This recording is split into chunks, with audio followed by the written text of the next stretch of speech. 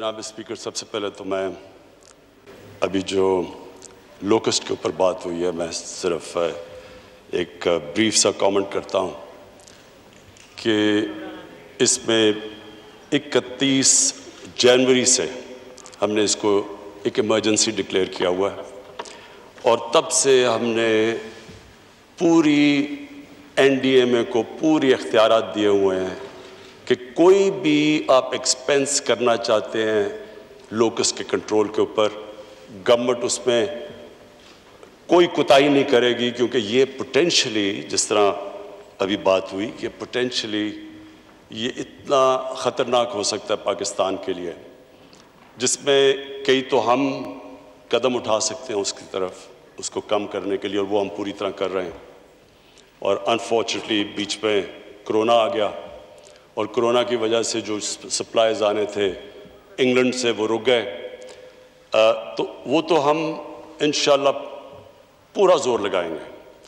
लेकिन मैं ये भी कह दूं आपको कि कई चीज़ें हमारे हाथ में नहीं हैं। इस वक्त ये हॉर्न ऑफ अफ्रीका के अंदर से ये जो उधर से लोकस्ट का ये बड़ा अनयूजुअल 25 साल में एक दफ़ा इस तरह का फिनोमेना होता है, तो वो उधर से जो आ रहा है वो एक हमें ख़तरा ये कि हिंदुस्तान से भी और ईरान से भी जो स्वॉर्म आएगा, हम अपना तो कंट्रोल कर लेंगे लेकिन उसका भी किसी को अंदाज़ा नहीं है। तो हम अल्लाह से दुआ करते हैं कि वो हमारे मुल्क पे अपने करम करे और रहम करे, क्योंकि ये एक्चुअली एक बहुत बड़ी थ्रेट है और इस पे इंशाअल्लाह एक पूरी कौम मिल के इसका मुकाबला करेगी। अब स्पीकर साहब, मैं जो सब्जेक्ट से शुरू करना चाहता हूँ, मैं 5 पॉइंट्स पे बात करना चाहता हूँ। 5वीं तो कंक्लूजन है, 4 पॉइंट्स पे बात करना चाहता हूँ। जो पहली चीज़ है वो कोरोना का इशू है। स्पीकर साहब, ये जब पाकिस्तान में 26 केसेस हुए तो तब हमने एक्शन लिया। अभी कोई अमवात नहीं हुई थी कोरोना से। 26 केसेस के ऊपर हमने लॉकडाउन किया पाकिस्तान को। और ये मैं आपको कह दूं कि वो जो लॉकडाउन किया वो, क्योंकि एक दुनिया में फिनोमेना था, यूरोप में देख रहे थे, Wuhan province of Wuhan city China के अंदर, उसके अंदर हमने देखा, तो सूबों ने खुद रिएक्ट करना शुरू किया। जब वो बाहर से देखते थे तो सारे सूबों ने अपनी कदम उठाने शुरू कर दिए। तो एक कोई सेंट्रलाइज्ड प्लानिंग उस वक्त नहीं थी। मेरा पहले दिन से और मेरी टीम का, मेरा पहले दिन से एक ख़दशा था कि ये एक ऐसा फिनोमेना है कि अगर हम वेस्टर्न यूरोप को कॉपी करें या वुहान को करें या बाद में जो अमेरिका में हो रहा था उसको करें, तो इसका पाकिस्तान और जो हमारा हिंदुस्तान का बरे सगीर है, हमारे सिचुएशन बहुत मुख्तलिफ था।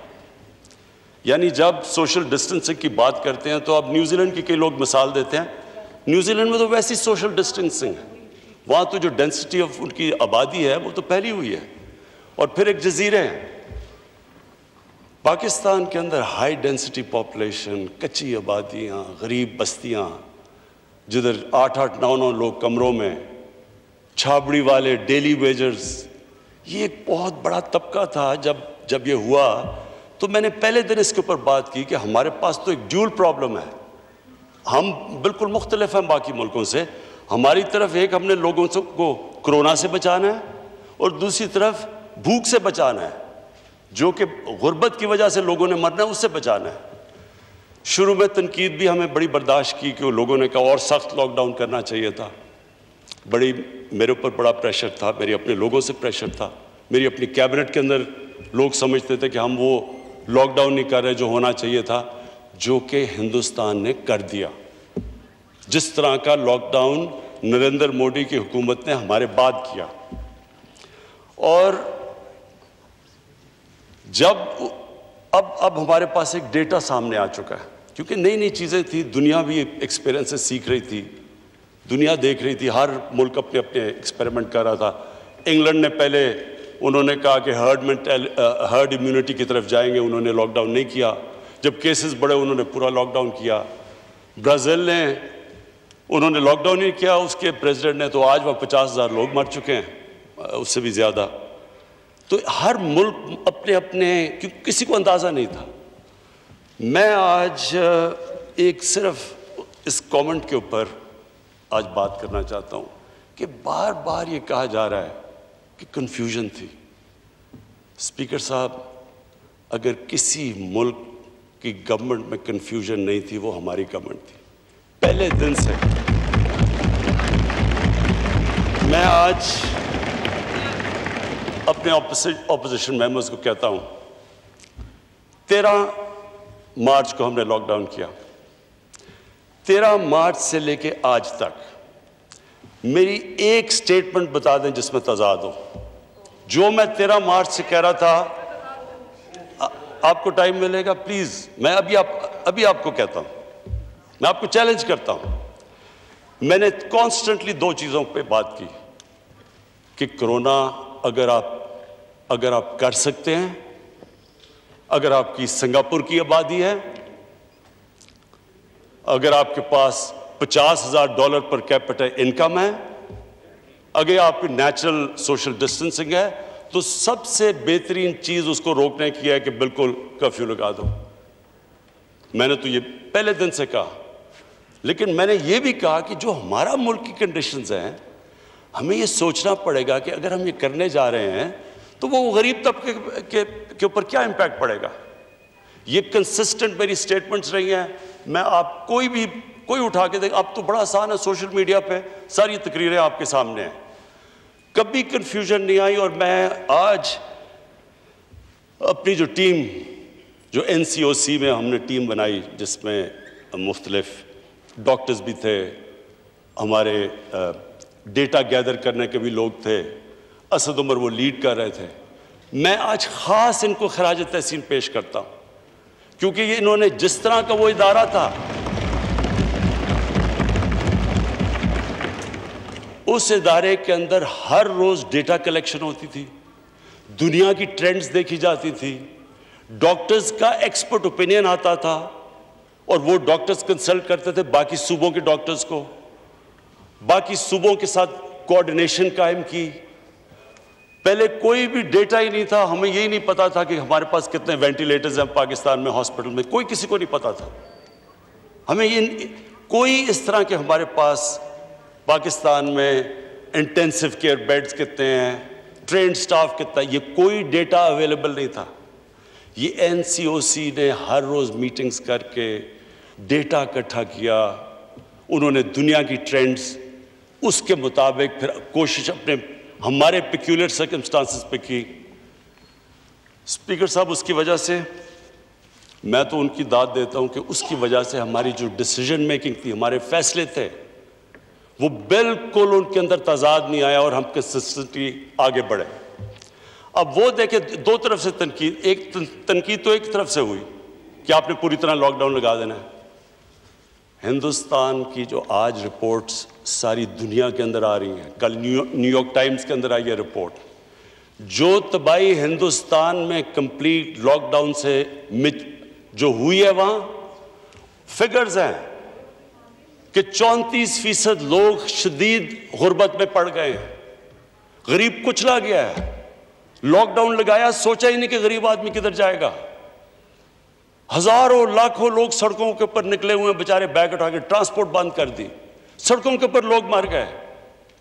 یہ جو سٹڈی آئی ہے جو اب ہندوستان کی, کہ اس لاک ڈاؤن جس طرح کا ہمیں کہا جا رہا تھا لگاؤ, اب سب کے سامنے ہے کہ اس لاک ڈاؤن کا کس طرح کا امپیکٹ پڑا, ایک انسانوں کے اوپر غربت پہ, اور دوسرا آج ہندوستان کی ریٹ دیکھیں, آج وہاں کا جو کرونا وائرس کا جو سپریڈ ہے وہ پاکستان سے کم ہے, ہمارے سے زیادہ تیزی سے سپریڈ کر رہا ہے. وہاں بھی مشکل ہے ہسپتالوں میں, ممبئی کے اندر, دلی کے اندر لوگ باہر کھڑے ہوئے ہیں, ہسپتال بھرے ہوئے ہیں. تو میں آج اسپیکر صاحب پھر سے اپنی ٹیم کو خراج تحسین پیش کرتا ہوں. کبھی ہمارے میں کنفیوژن نہیں تھی, کبھی کوئی کنفیوژن نہیں تھی, جو ہر روز میٹنگ کر کے اب تک ہم یہاں پہنچے. لیکن میں آج اپنی ساری قوم کو یہ بتانا چاہتا ہوں کہ یہ ایک بڑا مشکل مرحلہ ہمارے سامنے آج ہے. ہمارا جب ہم نے یہ کھولا اور کیوں کھولا ہم نے، سب سے پہلے ہم نے کھولا کنسٹرکشن. آج ساری دنیا کہہ رہی ہے کہ لاک ڈاؤن سے نقصانات زیادہ ہیں، جو کرونا کا کنٹرول ہے وہ اتنا نہیں ہوتا، نقصان زیادہ ہوتا ہے. ہندوستان کی اگزامپل کے علاوہ آج آپ امریکہ میں دیکھ لیں، دنیا کا سب سے امیر ملک، وہاں دیکھیں نیو یارک میں کیا ہوا. آج 23 اسٹیٹس کے اندر کرونا بھی بڑھ رہا ہے اور وہ لاک ڈاؤن بھی کھول رہے ہیں. جو دنیا کا سب سے امیر ترین ملک ہے وہ بھی یہ ریئلائز کر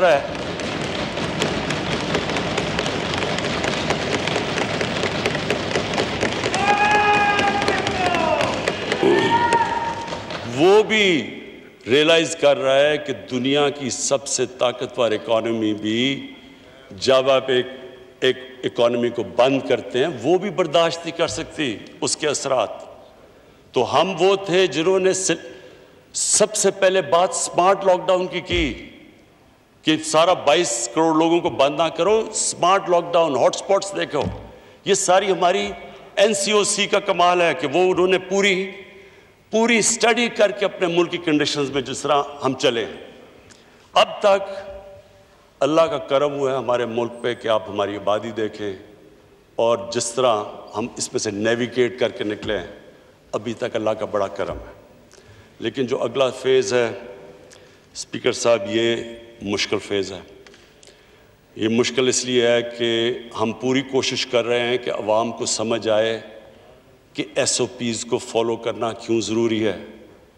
جو بھی ایک فیکٹری کھولتے ہیں، ٹرانسپورٹ کرتے ہیں، جو بھی اب اپنی کاروبار کی اب ایکٹیویٹی جب کھولتے ہیں، اور وہ ہمارے لیے ضروری ہے کہ ہم نے روزگار دینا ہے لوگوں کو، وہ اس لیے ضروری ہے فالو کرنا کہ جب کلسٹرز ہوتے ہیں ہمیں پتہ ہے یہ بیماری پھیل جاتی ہے، تیزی سے پھیلتی ہے. اور ہمیں یہ بھی پتہ ہے کہ اگر یہ احتیاط نہ کی گئی تو ہمارے ہاسپٹلس پہ پریشر پڑ گیا ہے، اور اگر احتیاط نہ کی تو مزید اور پڑنے والا ہے. اس لیے یہ ساری اس اسمبلی سے جو بھی عوام دیکھ رہی ہے، جو بھی ہم سب یہاں بیٹھے ہیں، یہ ہم سب کے اوپر لازم ہے کہ ہم یہ اپنی طور پہ پبلک میں لوگوں کو ریئلائز کریں کہ کتنا ضروری ہے ہمیں بچانا اپنے بوڑھوں کو، اپنے بیمار لوگوں کو، بلڈ پریشر کے لوگوں کو، جن کو ڈائبٹیز ہے. اصل میں تو جو سمارٹ لاک ڈاؤن کا مطلب یہ ہے کہ ان کو پروٹیکٹ کیا جائے.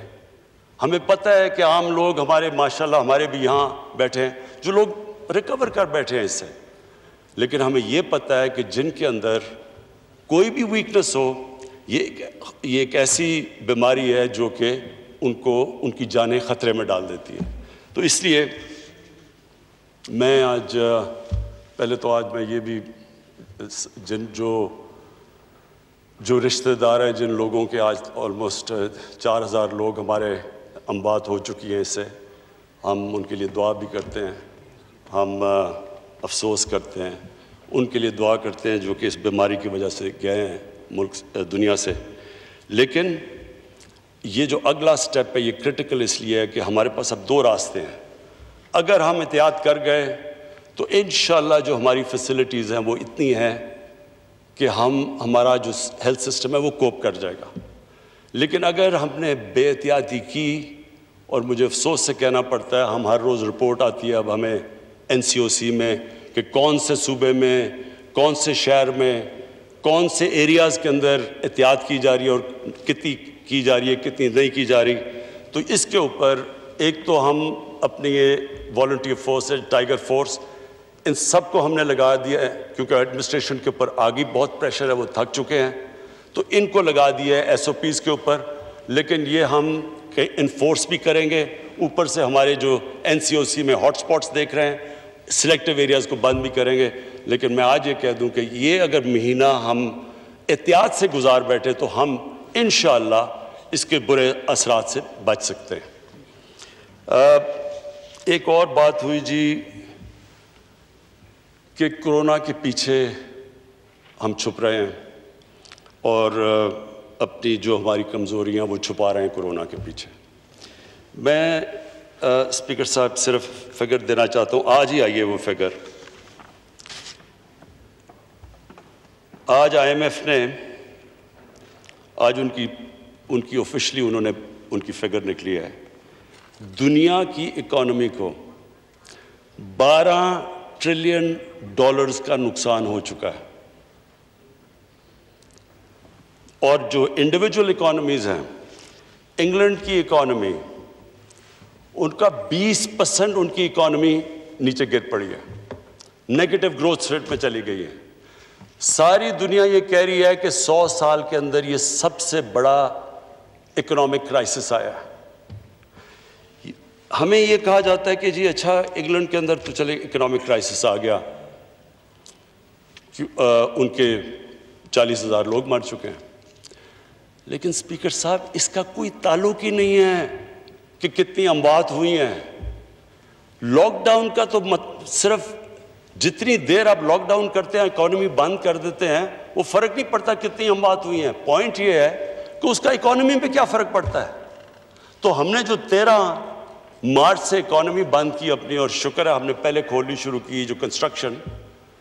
آپ یہ دیکھ لیں کہ آج ہندوستان میں کیا ہوا ہے. سو پوائنٹ میں یہ کہہ رہا ہوں کہ اس سے یہ کہنا کہ آپ کی اکانومی کو فرق ہی نہیں پڑا، یعنی یہ اس کہیں بھی دنیا کے اندر آپ دیکھیں ساری دنیا کی اکانومی میں، یعنی دنیا ریسیشن میں چلی گئی ہے. $12 ٹریلین اگر دنیا کی اکانومی کو لاس ہوا ہے، اور ابھی یہ بھی نہیں پتا کہ کتنا اور لاس ہونا ہے. آج کوئی بھی پریڈکٹ نہیں کر سکتا کہ اس کو ریکور کرنے میں کتنی دیر لگے گی. آج کوئی یہ بھی نہیں بتا سکتا کہ کتنی انڈسٹریز ہمیشہ کے لیے بند ہو گئی ہیں جو ریوائیو ہی نہیں اب ہو سکتی.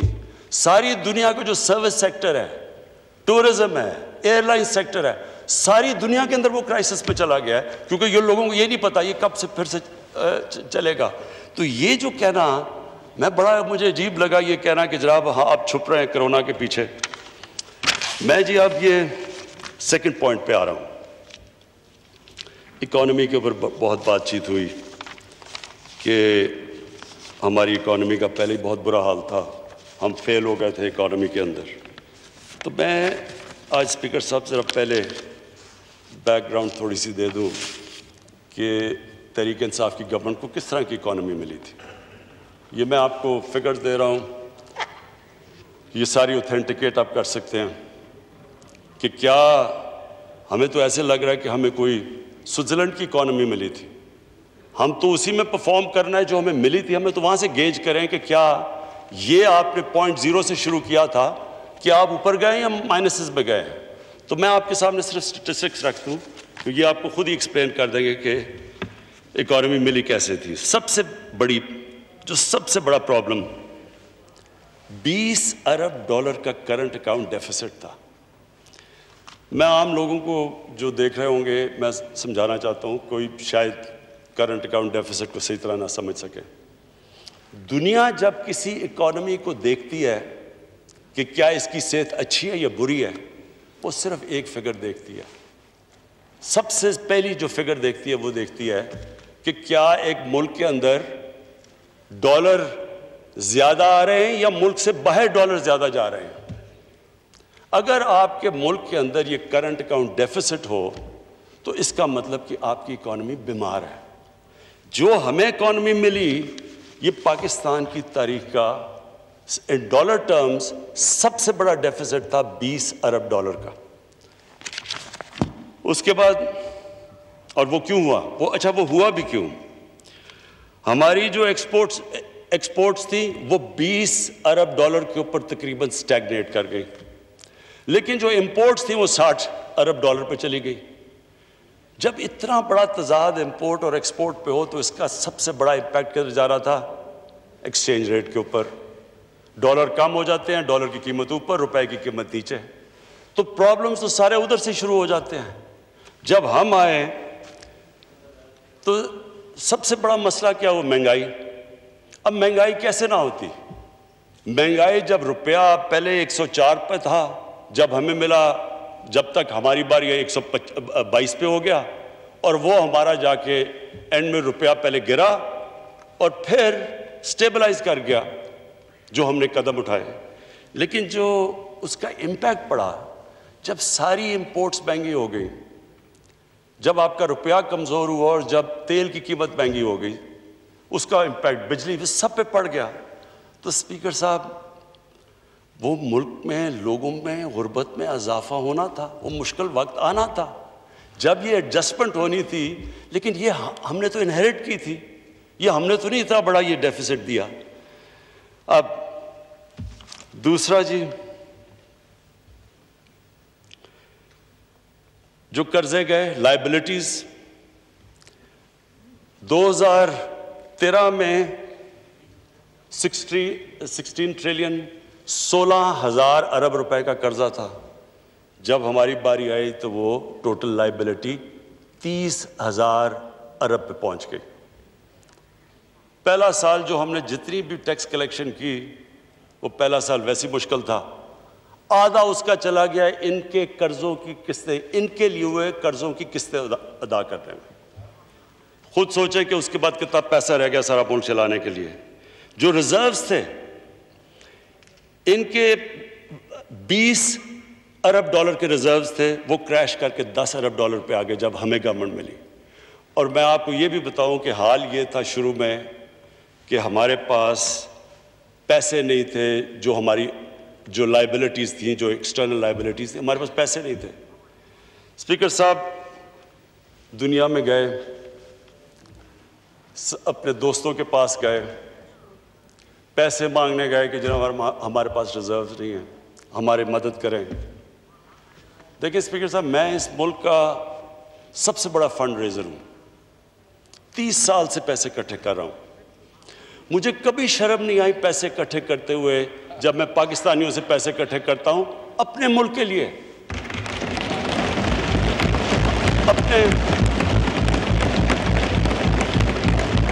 اپنے ہسپتالوں کے لیے، یونیورسٹی جس میں غریب بچے پڑھ سکتے ہیں، مجھے کوئی شرم نہیں آتی، سیلاب کے لیے، زلزلے کے لیے، تو اپنے لوگوں سے پیسے اکٹھے کر رہا ہوں، شوکت خانم کے لیے۔ لیکن اسپیکر صاحب، جو مجھے شرم آئی جب ہم دوسرے لوگوں سے جا کے اپنے ملک کے لیے پیسے مانگے۔ میرے ساتھ لوگ، میرے ساتھ ٹیم تھی، شاہ جی میرے ساتھ تھے، اسد میرے ساتھ تھا۔ دیکھیں، آپ جو مرضی کر لیں، آپ کا جتنا مرضی وہ خیر خواہ ہو، دوست بھی ہو، لیکن جب آپ ہاتھ پھیلاتے ہیں نا کسی کے سامنے، اس کی آنکھوں میں ایک لک آتی ہے، اور وہ صرف میرے لیے شرم کی بات نہیں، میرے ملک کے لیے ہے کہ میں ملک جب جا کے کسی سے پیسے مانگتا ہے، اور وہ ہم کیوں مانگ رہے تھے؟ ہمارے پاس پیسے نہیں تھے، ہم ڈیفالٹ کرنے کے سٹیج پہ آئے ہوئے تھے، تو ہم 3 مہینے تو لگے ہوئے، کبھی ایک ملک میں جا رہے ہیں، کبھی دوسرے ملک میں پیسے مانگنے کے لیے۔ اور اسپیکر صاحب، یہ ہماری وجہ سے نہیں تھا، یہ ہمارے ملک کی بدقسمتی کہ ہمارے جو اس ملک میں لیڈرشپ تھی۔ اب میں آپ کو ذرا مثال دیتا ہوں کہ ایک طرف تو یہ ہمارا حال تھا کہ پیسے مانگ رہے تھے، ذرا میں آپ کو صرف بتانا چاہتا ہوں کہ کیا یہ جو ایک جو ملک کا پرائم منسٹر ہوتا ہے، وہ ملک کے باپ کی طرح ہوتا ہے، قوم اس کے بچے ہوتے ہیں۔ میں سمپل سوال آپ سے پوچھتا ہوں کہ کیا اگر میرے بچے بھوکے ہیں، اگر میں بچوں کو صحیح علاج نہیں کروا سکتا، تو کیا میں ایک بادشاہ کی طرح رہوں گا اور بچے میرے بھوکے رہیں گے؟ کیا میں اپنے خرچے نہیں کٹ کروں گا؟ میں صرف آپ کو یہ اس لیے بتا رہا ہوں کہ یہ مائنڈ سیٹ ریفلیکٹ کرتا ہے۔ اسپیکر صاحب، میں واشنگٹن گیا، ٹوٹل پیسہ جو میں نے خرچ کیا $67,180، یہ میرا سارا ٹرپ کا تھا۔ ٹھہر جائے ایک منٹ پہلے، نواز شریف نے وہی ٹرپ کی واشنگٹن کی، $549,000۔ آصف زرداری نے وہ ٹرپ کی $752,000۔ اب میں صرف یہ پوچھ رہا ہوں کہ کیا وہاں جانے سے، اتنے زیادہ پیسے خرچ کرنے سے، کیا ان کے حکمرانوں نے سمجھا ہوگا کہ یہ جو کتنے زبردست لوگ ہیں، یہ کتنے بڑے ہوٹل میں ٹھہر رہے ہیں؟ ایک طرف آپ پیسے مانگ رہے ہیں ان سے، دوسری طرف آپ اس طرح ٹھہر رہے ہیں۔ میں آپ کو کہتا ہوں کہ ویسٹرن ڈیموکریسی کے لیڈر اتنا پیسہ خرچ نہ کرے جو یہ ہیں۔ آگے آ جائے جی، یو این کی وزٹ، آصف زرداری نے خرچ کیا $1.3 ملین، $13 لاکھ۔ نواز شریف نے خرچ کیا $11 لاکھ۔ شاہد خاقان عباسی نے کیا $7 لاکھ۔ وہی ٹرپ میں نے $162,000 پہ کی، $1,62,000، 10 گنا زیادہ فرق۔ ڈیووس گئے، ڈیووس میں جناب گیلانی صاحب گئے تو انہوں نے $460,000 پہ کی، نواز شریف نے $762,000 پہ کی، شاہد خاقان عباسی نے $561,000 پہ کی، اور میں نے کی $68,000 پہ۔ میں صرف اسپیکر صاحب، میں آپ کے لیے صرف یہ اس لیے کہہ رہا ہوں، میں صرف آپ کے لیے کہہ رہا ہوں، میں آج یہ صرف پوچھنا چاہتا ہوں کہ کیا جب آپ ایک مقروض ملک جو میں آپ کو بتا رہا ہوں قرضے لے رہے ہیں، اور میں آپ پھر سے کہتا ہوں جب شرم آتی ہے، کیوں مجھے اپنے لیے تو علیحدہ، جو میری قوم وہ کیا سمجھتے ہوں گے ہماری قوم کو، اور آپ کو یقین دلاؤں کہ سب دنیا کو، ساری دنیا کو پتہ ہوتا ہے کہ کس ملک کا کیا حال ہے۔ آج تو آپ اپنے موبائل فون پہ بتا دیں کہ کون سے ملک کے کتنے قرضے ہیں، کیا اس کی سٹیٹ ہے، کتنے اس کی کرنٹ اکاؤنٹ ڈیفیسٹ کی۔ تو ایک طرف ہم قرضے لیتے جا رہے تھے، ہماری 10 سالوں میں لائبلٹیز گئیں 6,000 ارب سے 30,000 ارب پہ، لیکن جو لوگ اوپر بیٹھے ہوئے تھے کیا ان کو نہیں پتا تھا کہ یہ ملک ایک ڈالر امپورٹنٹ ہوتا ہے؟ کیونکہ آپ ایک ملک کے اندر کلچر بناتے ہیں، آپ لوگوں کو بتاتے ہیں کہ ہمیں فکر ہے۔ جب میں فکر کرتا ہوں تو مجھے امید ہوتی ہے کہ باقی بھی سارے مجھے دیکھتے ہیں۔ میں نے اگر اپنا یہ جو سٹاف تھا میرا پرائم منسٹر ہاؤس کا، 534 کام کرنے والے تھے، وہ آدھے کر دیے، پیسہ ہم نے کم کر دیے، اور اسپیکر صاحب یہ اور بھی کم ہو سکتے ہیں، لیکن وہ سٹاف آج کل کے زمانے میں ان کو بے روزگار نہیں کرنا چاہتے تھے، ہم اور بھی کم کر سکتے ہیں۔ ہر جگہ جب کہ کہیں بھی دنیا میں جب ایک آسٹیریٹی، ایک ملک مشکل میں آتا ہے تو ایک پھر حکمرانوں اپنی اگزامپل سے لیڈ کرتے ہیں، وہ یہ نہیں کرتے کہ خود پیسے اور لوگوں کو کہے کہ وہ پیسے نہ خرچ کریں۔ آگے آ جائے جی، اسٹیٹ بینک کی بوروئنگ جو ہمیں ملا 6 ٹریلین روپیہ خرچ کیا، 6,000 ارب روپیہ سپریم کورٹ سے لیے جو ہم نے ختم کر دیا، ہم نے کوئی بورنگ نہیں کی۔ پھر جی جو 70% جو قرضے تھے، 70% وہ شارٹ ٹرم تھے، ہم نے آ کے الٹا کر دیا، ہمارے آج 76% قرضے لانگ ٹرم ہو گئے، ہم نے وہ چینج کر دیا ڈیٹ کا، کیونکہ شارٹ ٹرم زیادہ مہنگے ہوتے ہیں۔ میں صرف یہ یاد کرا رہا ہوں کہ یہ سچویشن تھا کیا۔ سرکولر ڈیٹ، انہوں نے 2013 میں ساری سرکولر ڈیٹ 480 یا جتنی بھی تھی انہوں نے واپس کر دی۔ اس کے بعد جب ہمیں ملی گورنمنٹ 1.2 ٹریلین روپیز کی سرکولر ڈیٹ پہنچ گئی، 1200 ارب۔ کانٹریکٹس، اب ہم پھنس کیسے گئے؟ سارے کانٹریکٹس پہلے کے سائن ہوئے ہیں۔ ہمارے دور میں تو مجھے کریکٹ کر دے اگر عمر یوں یہاں بیٹھا ہے، کہ ہمارے دور میں تو ایک ونڈ پاور کے کانٹریکٹ ہیں جو کہ 4 یا 5 سینٹ پہ ہوئے ہیں، باقی تو سارے پرانے کانٹریکٹس تھے۔ تو ایک تو ادھر پھنس گئے، بجلی مہنگی پروڈیوس ہو رہی ہے، بیچ رہے ہیں سستے، بیچ میں سرکولر ڈیٹ آ گئی۔ اس کے بعد گیس کے 15 سال کا کانٹریکٹ ہم نے LNG کا کر لیا، وہ ہم نے تو نہیں کیا۔ اب وہ گیس اسے آدھی قیمت کی بک رہی ہے، اس سے بھی کم، لیکن ہم 15 سال کا ہم نے تو نہیں کیا۔ تو یہ لائبلٹیز کے ساتھ، تو میں یہ صرف پہلے بتانا چاہتا ہوں کہ اس بوجھ کے ساتھ پاکستان ملا تھا، جو مجھے یہ بتایا جا رہا تھا کہ جناب یہ تو سارا کچھ کیا، یہ جواب ہمارے سے مانگے جا رہے، جواب تو ان کو دینے چاہیے جو اس سٹیٹ پہ پاکستان چھوڑ کے گئے تھے۔ اب ہم نے کیا کیا؟ ہمارا کرنٹ اکاؤنٹ ڈیفیسٹ، جو میں پھر سے سب کو کہتا ہوں کہ ایک چیز ہوتی ہے جب دنیا آپ کو طرف دیکھتی ہے تو وہ دیکھتی ہے کہ کیا آپ کا کرنٹ اکاؤنٹ سرپلس پہ ڈیفیسٹ پہ۔ 20 ارب ڈالر سے آج 3 ارب ڈالر پہ ہماری کرنٹ اکاؤنٹ ڈیفیسٹ آیا۔ پرائمری ڈیفیسٹ کا مطلب یہ کہ آپ نے اپنے خرچے اور اپنی آمدنی کو بیلنس، نقصان میں فائدے میں ہے۔ پرائمری مائنس قرضے، یعنی جو آپ نے قرضوں کی قسطیں ادا کرنی ہے، جو کہ قرضے پچھلوں نے لیے ہوئے تھے۔ اس باری ہمارا پرائمری ڈیفیسٹ سرپلس پہ تو نہیں آیا لیکن لیول ہو گیا، ہمارا پرائمری ڈیفیسٹ ختم ہو گیا۔ اور میں سمجھتا ہوں یہ اس لیے کہ ہم نے ساری اپنی آسٹیرٹی کیمپین کی، ہم نے اپنے خرچے کم کیے، میں ہماری گورنمنٹ کے، ہماری فیڈرل گورنمنٹ کے خرچے کم کیے۔ ہم نے پاکستان آرمی کو کہا، پہلی دفعہ پاکستان کی فوج نہیں، یہ دوسری دفعہ ہے کہ انہوں نے ریل ٹرم سے اپنے خرچے کم کیے، جبکہ ہندوستان اپنے خرچے بڑھا رہا ہے، اس لیے کہ سارے ملک نے فیصلہ کیا کہ ہمارے پاس پیسے نہیں ہیں۔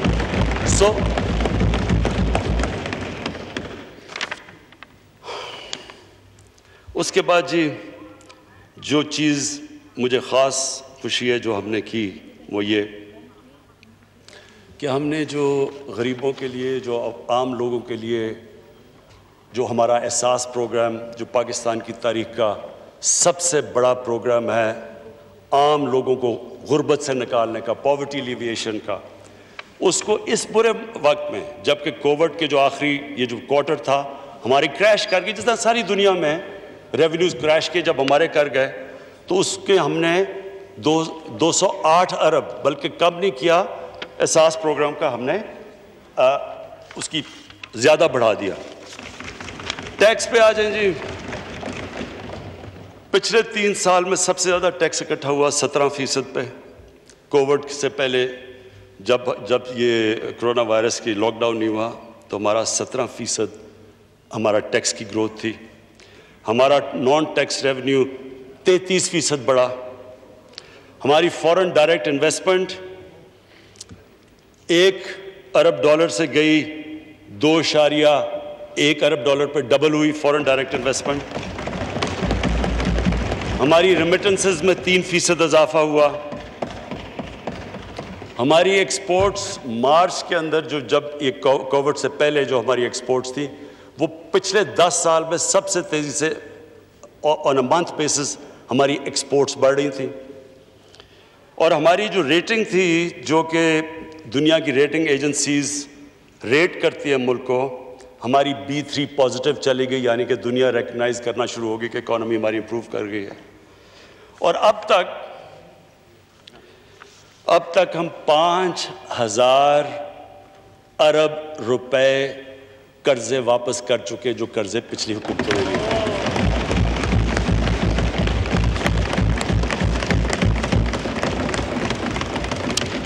اب جی میں آپ کو وے فارورڈ بتاتا ہوں کہ یہ جو آج کل حالات ہیں، مشکل حالات ہیں، سب جانتے ہیں، ان کی ساری دنیا کو پرابلم ہے، ہمیں اکیلے کو نہیں ہے۔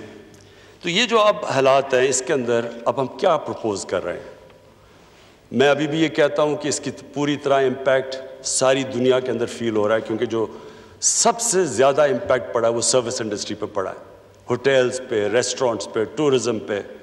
ہمارے علاقے ہیں کئی، اور مجھے خاص طور پہ افسوس ہوتا ہے ہمارے جو پہاڑی علاقے ہیں وہاں صرف وہ ڈپینڈ کرتے ہیں، ناردرن ایریاز ہیں ہمارے، وہ ڈپینڈ کرتے ہیں کہ 4-5 گرمیوں کے مہینے میں جو وہ اپنی آمدنی اکٹھی کرتے ہیں۔ تو اس وقت جو سب سے بری طرح یہ بہت بڑا ایک علاقہ متاثر ہوا ہے اس کے ساتھ۔ ہماری کوشش تو ہے کہ ہم کسی طرح SOPs کے ساتھ تھوڑی ٹورزم کھولیں، لیکن ہر وقت پریشر پڑا ہوا ہے کہ ایک طرف ہمیں فکر ہے کہ وہ کرتے تو کرونا اوپر نہ چلی جائے، دوسری طرف لوگوں کی جانیں بچائیں، لوگ بھوکے نہ مر جائیں۔ تو یہ سب سے، تو ابھی ہم کوئی پریڈکٹ نہیں کر سکتے کہ اس کا کتنا فال آؤٹ آئے گا۔ تو ہم اس کے لیے ویسے میں کہنا چاہتا ہوں کہ پوری طرح ہم تیار بیٹھے ہیں، ہم نے اسپیشل ریزرو کیے ہوئے ہیں کہ اگر ہمیں ضرورت پڑے تو ہم پیسے یہاں استعمال کریں۔ تو نمبر 1 ہم نے جو سب سے پہلے اپنا جو اکانومی کا شعبہ کھولا وہ تھا کنسٹرکشن۔ اس وقت پاکستان کی تاریخ میں کبھی بھی کنسٹرکشن سیکٹر کو اتنا زیادہ انسینٹیوائز نہیں کیا جو آج کیا گیا۔ 30 ارب روپیہ تو ہم نے صرف رکھا ہوا ہے کنسٹرکشن انڈسٹری کے لیے آسانیاں پیدا کرنے کے لیے ان کو، تاکہ سستے قرضے مل جائیں، تاکہ وہ ہمارے جو ایک ڈریم ہے کہ ہم اس ملک میں افورڈیبل ہاؤسز، یعنی ان لوگوں کے لیے گھر بنائیں جو بیچارے گھر افورڈ نہیں کر سکتے، اس کے لیے 30 ارب روپیہ رکھا ہوا ہے تاکہ ان کو سبسڈائز ریٹ کے اوپر ملے انٹرسٹ، تاکہ وہ اگر جو آسان قسطوں میں واپس کر سکیں، وہ لوگ جو کبھی خرید نہیں سکتے گھر ان کو موقع مل جائے۔ تو یہ جو کنسٹرکشن ہے سب سے زیادہ کبھی بھی کنسٹرکشن انڈسٹری کو اس طرح کے انسینٹیوز نہیں دیے گئے۔ یہ ہمارا نمبر 1 ہے۔ دوسرا ایگریکلچر، اب تک 50 ارب روپیہ ہم نے رکھا ہے، ہم نے ان کی کھادوں کی قیمتیں بھی ہم نے سبسڈائز کی ہیں، پانی کے اوپر بھی کام کر رہے ہیں، لیکن یہ ایگریکلچر جو سیکٹر ہے اس گورنمنٹ نے فیصلہ کیا ہے، ابھی فخر امام نے آپ سے پتہ نہیں کتنی اس کے اوپر تفصیل میں بات کی ہے، ہماری اب ساری کانسنٹریشن یہ ہے کہ کنسٹرکشن اور ایگریکلچر کو ہم آج پرائیورٹائز کریں اور اس کے اوپر پورا زور لگائیں۔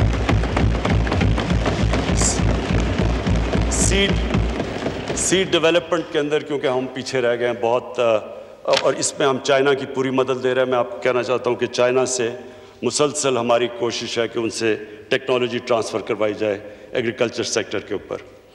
ہم نے جو اپنا پی ایس ڈی پی ہے، اس مشکل حالات میں بھی ہم نے اپنا پی ایس ڈی پی کو کم نہیں کیا، اور ہم نے اپنے نان ڈیولپمنٹ ایکسپینڈیچر کے اوپر کٹس ڈالے ہیں، لیکن پی ایس ڈی پی اس لیے نہیں ہم نے کم کیا کیونکہ ہم چاہتے ہیں کہ اس سے اکانومی ہماری چلنی شروع ہو اور لوگوں کو روزگار ملے۔ ہمارا جو تیسرا ہے انڈسٹری کے اندر جب تک ہم اپنی ایکسپورٹس نہیں بڑھاتے، ہم اسی کرائسس کے اندر جو اب تک پھنسے ہیں، یہ کرنٹ اکاؤنٹ ڈیفیسٹ میں پھنسے رہیں گے۔ تو ہم انڈسٹری کے لیے ہزاروں را مٹیریل ہیں جو کہ آپ کو حماد آپ کو بتا دیں گے کہ جن کے اوپر سے ہم نے بالکل ڈیوٹی اٹھا لی ہے تاکہ ہمارا کاسٹ آف ڈوئنگ بزنس کم ہو، تاکہ ہماری انڈسٹری ریوائیو ہو، کیونکہ آپ کو پتہ ہے پاکستان ڈی انڈسٹریلائز ہو رہا تھا، ایکسپورٹ اسٹیگنیٹ کی ہوئی تھی، اور ایکسپورٹس کے بغیر دیکھیں نا، یہ بڑی اچھی بات کرتے ہیں کہ جی گروتھ ریٹ آپ کی نیچے آ گئی، کہ آپ ایک 5% پہ گروتھ ریٹ تھی۔ اگر آپ کی گروتھ ریٹ 5% پہ ہے اور آپ کا ریکارڈ کرنٹ اکاؤنٹ ڈیفیسٹ ہے، آپ کی امپورٹ 60 ارب کی ہیں اور ایکسپورٹس 20 ارب کی ہیں، تو وہ تو ملک وہ سسٹینیبل ہی نہیں ہے، وہ تو جانا ہی جانا اس نے کرائسس میں ہے۔ جو بھی دنیا آگے نکلی ہے وہ تو صرف نکلی ایکسپورٹ لیڈ گروتھ کے اوپر ہے۔ آج چائنا کی اسٹرینتھ کیا ایکسپورٹس ہیں، ساؤتھ کوریا، جو بھی ٹائیگر آگے بنا تھا ایشین ٹائیگر، اس کی سب سے بڑی پرائیورٹی تھی ایکسپورٹس۔ تو ایکسپورٹس کے اوپر جب تک کہ آپ انسینٹیوائز نہیں کریں گے اپنی انڈسٹری کو تو وہ کمپیٹ نہیں کر سکتی۔ تو ہم ان کے را مٹیریلز کے اوپر بھی ہم نے یہ جو کیا، میرے خیال میں یہ بہت بڑا انسینٹیو ہے۔ اور پھر چوتھی چیز، میں یہ جو اپنا احساس پروگرام ہے، یہ ہمارا سب سے امپورٹنٹ پروگرام ہے، کیونکہ اسپیکر صاحب کبھی بھی کوئی ملک آج تک دنیا میں اوپر گیا ہی نہیں جدھر ایک چھوٹا سا طبقہ امیر ہوتا جائے اور عوام ادھر کی ادھر رہے، غریب رہے۔ یہ جو ہمارا ملک میں امیر اور غریب کے اندر فرق بڑھتا جا رہا ہے، یہ سب سے بڑی امپیڈمنٹ ہے اس ملک کے آگے بڑھنے سے، یہ ہمیں روک رہا ہے آگے بڑھنے سے۔ تو یہ جو ہمارا احساس پروگرام ہے یہ ملٹی فیسٹڈ ہے۔ ایک تو کیش ہینڈ آؤٹس، یہ جو ہم نے بڑے مشکل وقت پہ جو بچایا ہے لوگوں کو، یہ جو کیش دیا ہے 144 ارب روپیہ، یہ جو یہ ریکارڈ ٹائم کے اندر اتنا زیادہ پیسہ، اتنے زیادہ 1 کروڑ 20 لاکھ خاندان کو اتنے تھوڑے ٹائم پہ اتنا زیادہ پیسہ اور شفافیت سے، کوئی آج نہیں کہہ سکتا کہ کسی نے پولیٹیکل بیسس پہ یہ پیسے بانٹے ہیں۔ اور یہ انشاءاللہ 100 اور یہ ہم اس کو آگے بھی ایکسپینڈ کر رہے ہیں، اور اس کو 1 کروڑ 60 لاکھ خاندانوں تک ہم یہ لے کے جا رہے ہیں۔ جو اسپیکر صاحب، جو دوسری چیز جس کے اوپر مجھے خاص میں سمجھتا ہوں کہ یہ جو میری اور ہماری پارٹی کی ہمیشہ یہ جو ہماری ویژن ہے کہ اس نے جانا ہے ایک فلاحی ریاست کی طرف، تو فلاحی ریاست کے اوپر جو پہلا ہم نے قدم اٹھایا تھا مشکل حالات میں، جس طرح میں نے بتایا اکانومی ملی، پناہ گاہ، اب تک ہم 200 پناہ گاہ بنا چکے ہیں، اور ہمارا پروگرام ہے کہ یہ جدھر بھی لیبر سینٹرز ہے، جدھر بھی مزدور جاتا ہے، جدھر بھی ڈیلی ویجر آتا ہے، اس کے لیے ہم یہ پناہ گاہ بناتے جائیں تاکہ اس کے پیسے بچیں۔ وہ جب پناہ گاہ میں ٹھہرتا ہے تو اس کو کھانا ملتا ہے، وہاں اس کو کوئی رینٹ نہیں کرنا پڑتا، سڑک پہ نہیں سوتا، وہ نہاتا ہے وہاں۔ تو یہ ہم پناہ گاہ، ہمارا پورا پلان ہے کہ یہ سارے پاکستان میں ایکسپینڈ کرنا ہے، اور یہ وہ ویژن ہے ایک فلاحی ریاست کی طرف جس کا مجھے خاص طور پہ یہ پناہ گاہ کے اندر جب میں اپنی پارٹی کے لوگوں کو بھی کہتا ہوں کہ جا کے دیکھیں مزدوروں سے بات کریں، پتہ تو چلوائیں کہ آپ کو پتہ چلے کہ عام آدمی کئی دفعہ کن مشکلات کا سامنا کرنا پڑتا ہے۔ اور اس سے زیادہ عجیب جو میں سمجھتا ہوں کہ جو ہمارا انصاف کارڈ ہے، 1 کروڑ خاندانوں کو انصاف کارڈ ہم پہنچا رہے ہیں۔ کے پی کے اندر کے پی کی گورنمنٹ نے فیصلہ کیا کہ وہ سارا نچلے طبقے کو احساس کارڈ، اور سارا جو فاٹا کا علاقہ ہے ان سب کو احساس کارڈ، جس میں 7 لاکھ، پہلے 7,20,000 تھا تو وہ 10 لاکھ پہ ہے۔ 10 لاکھ کا مطلب یہ کہ جی ایک غریب خاندان جو سب سے زیادہ تکلیف میں ایک گھر ہوتا ہے جب کسی کو بیماری ہو جائے، اور اب یہ کووڈ کی وجہ سے جو ہم کہانیاں سنتے ہیں بہت مشکل میں گزرتے ہیں، تو وہ جو ایک غریب گھرانے کے اندر جب ان کا بجٹ پہلے سے کم ہوتا ہے، پہلے سے وہ مشکل سے اب پیسے کما رہے ہوتے ہیں اپنے بچوں کو پالنے کے لیے، کھانا دینے کے لیے، ایک بیماری ہوتی ہے وہ سارا خاندان چلا جاتا ہے غربت کے نیچے، کیونکہ وہ سب کچھ بیچ دیتے ہیں۔ یہ سب سے بڑی پروٹیکشن ہے کہ غریب گھرانے کے پاس پیسے ہوں، وہ جا کے اپنا علاج کروا سکے، اور یہ انشاءاللہ ہم سارا کوریج سارے پاکستان میں کریں گے۔ پھر جی مجھے بڑا اس چیز پہ فخر ہے کہ ہماری پوری کوشش ہوئی ہے کہ ایک پاکستان میں جو ہماری ڈیولپمنٹ ہو، وہ کئی علاقے پیچھے رہ گئے ہیں، ڈیولپمنٹ تھوڑے سے علاقوں میں چلی جاتی ہے، اور ہمارا فاٹا پیچھے رہ گیا، ہمارے بلوچستان کے علاقے پیچھے رہ گئے۔ تو میں آج یہ جو مجھے اس بجٹ کے اندر سب سے زیادہ خوشی یہ ہے کہ اس کے باوجود کہ ہمارے پاس پیسے کم اکٹھے ہوئے، فاٹا کو انشاءاللہ ہم پوری ایلوکیشن دے رہے ہیں، اور ہم بلوچستان کو ریکارڈ مل رہا ہے پی ایس ڈی پی کے اندر، کبھی اتنا پیسہ نہیں ملا۔ میں آج ادھر سے یہ ضرور کہوں گا اسپیکر صاحب کہ میں ریکویسٹ کروں گا، 4 صوبوں نے اپنی زبان دی تھی کہ جب فاٹا مرجر ہوگا تو وہ اپنے این ایف سی وارڈ سے 3% دیں گے فاٹا کو، کیونکہ وہ فاٹا کے اندر جو تباہی ہوئی وار آن ٹیرر کی وجہ سے، تو ان کے بڑے برے حالات تھے، تو ان کی ری ڈیولپمنٹ کے اندر انہوں نے پیسے دینے۔ میں آج ریکویسٹ کروں گا سارے صوبوں کو کہ آپ نے زبان دی ہوئی ہے یہ پوری کریں، کیونکہ اس علاقے میں خاص ضرورت ہے، اور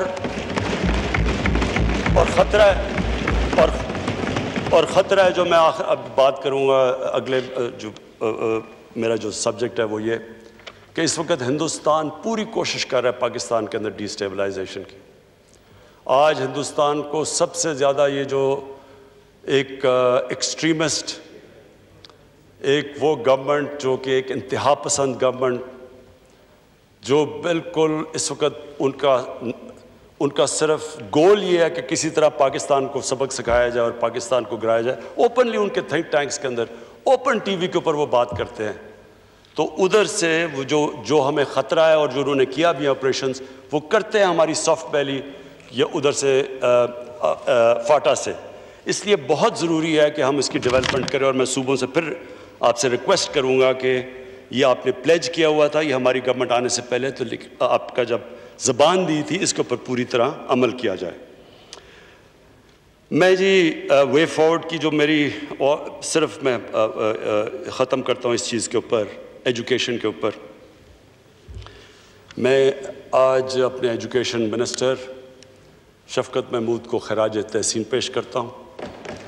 ابھی میں بتایا نہیں کیوں، میں اس لیے خراج تحسین پیش کرتا ہوں کہ انہوں نے وہ 2 کام کیے ہیں جو مجھے افسوس سے کہنا پڑتا ہے کہ کبھی کسی نے اس کی طرف توجہ نہیں دیا تھی تو ان کی پولیٹیکل ول نہیں تھی۔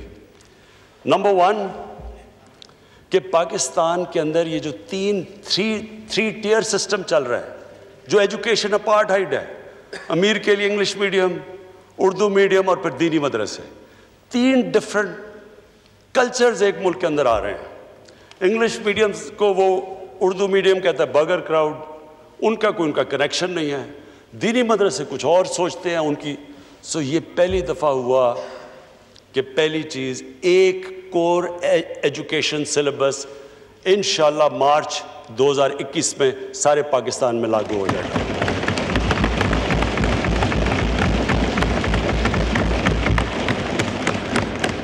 اس میں انہوں نے بڑی کنسلٹیشنز کی ہیں، بڑی مشکل پرائیویٹ سکول سب کو بٹھا کے، میرے خیال میں ایک یہ بہت بڑی اچیومنٹ ہے۔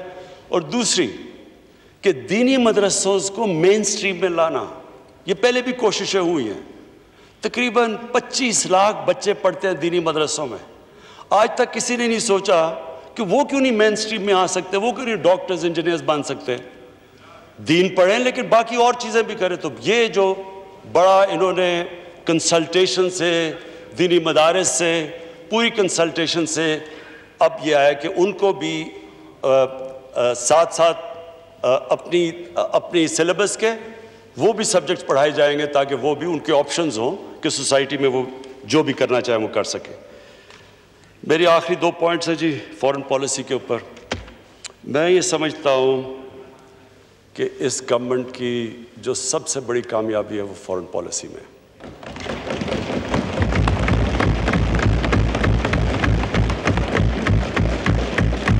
اسپیکر صاحب، پہلے تو میں امریکہ کے ساتھ اپنی تعلقات کے اوپر بات کر دوں۔ امریکہ سے جس طرح ہم نے وار آن ٹیرر میں ان کا ساتھ دیا اور جو ذلت اٹھانی پڑی میرے ملک کو، میں نہیں سمجھتا کہ کبھی بھی کوئی ملک ایک وار آن ٹیرر میں ساتھ دے اور ان کا ساتھ دے اور وہ برا بھلا بھی ہمیں کہیں، کامیاب افغانستان میں نہ ہو تو وہ بھی پاکستان ذمہ دار ہے اوپنلی۔ مجھے کبھی نہیں بھولتا وہ بھی ایک ہمارے پاکستانیوں کے لیے بڑے 2 شرمندہ واقعات جس میں ہم سب بڑے شرمندہ ہوئے۔ ایک ہوا جی اسامہ بن لادن کو انہوں نے امریکنز نے آ کے ایبٹ آباد میں مار دیا، شہید کر دیا۔ اس کے بعد کیا ہوا؟ ساری دنیا نے ہمیں گالیاں نکالی، برا ہمیں کہا، ہمیں برا بھلا کہا، یعنی ہمارا اہلائے ہمارے ملک میں آ کے مار رہا ہے کسی کو اور ہمیں نہیں بتا رہا، اور 70,000 پاکستانی مر چکے ہیں ان کی جنگ کے لیے۔ یعنی اس سے زیادہ ذلت ساری جدھر پاکستانی باہر تھے، آپ جدھر پاکستانی باہر تھے آپ دیکھیں جو ان کے اوپر گزری اس وقت، مجھے بھی یاد ہے، یہ 2010 کی بات ہے۔ اس کے بعد کیا ہوا؟ ڈرون اٹیکس ہو رہے ہیں پاکستان میں، پاکستانی گورنمنٹ کہتی ہے ہم کچھ نہیں کر رہے یا ہم مذمت کر رہے ہیں۔ سینیٹر کارل لیون، یہ یہاں اخباروں کے اندر فرنٹ پیج میں آیا، سینیٹر کارل لیون سینٹ کی open committee, foreign relations committee کی ہیئرنگ کے اوپر کہتا ہے، ایڈمرل ملن سے پوچھتا ہے کہ جی آپ یہ کیوں یہ پاکستانیوں کو یہ کیوں آپ ڈرون اٹیکس کرتے ہیں جب پاکستانی گورنمنٹ آبجیکٹ کرتی ہے، جب مذمت کرتی ہے، آپ کیوں کر رہے ہیں؟ ایڈمرل ملن کہتا ہم پاکستان کی گورنمنٹ کی اجازت سے ڈرون اٹیکس کر رہے ہیں۔ وہ آگے سے کیا کہتا؟ میں یہ جو کہتا ہوں کہ جو ہم نے یہ 10 سالوں میں ذلت، یہ جو سارا وار آن ٹیرر کے اندر کہ ہمیں یہ نہیں پتا تھا کہ ہم ان کے ایلائی ہیں یا ان کے دشمن ہیں، وہ آگے سے کہتا کہ یہ پاکستانی گورنمنٹ کیوں اپنے لوگوں سے جھوٹ بولتی ہے، کیوں نہیں سچ بولتی ان کے ساتھ، کیوں یہ ڈبل فیسڈ ہے۔ دیکھیں قوم کو آخر میں تو قوم یہ پڑھ رہی تھی، باہر پاکستانی، آپ کو میں بتاؤں ہمارا بہت بڑا اثاثہ، میں سمجھتا ہوں اس ملک کے بہت بڑا ٹیلنٹ باہر بیٹھا ہوا ہے۔ کم از کم 80-90 لاکھ پاکستانی باہر ہیں، اس میں مزدور ہیں، محنت کش ہیں، لیکن کئی پروفیشنلز ہیں، پڑھے لکھے لوگ ہیں، تو وہ جو وہاں ان کو فیس کرنا پڑا اس سے. اسپیکر صاحب، جب سے ہماری حکومت آئی ہے،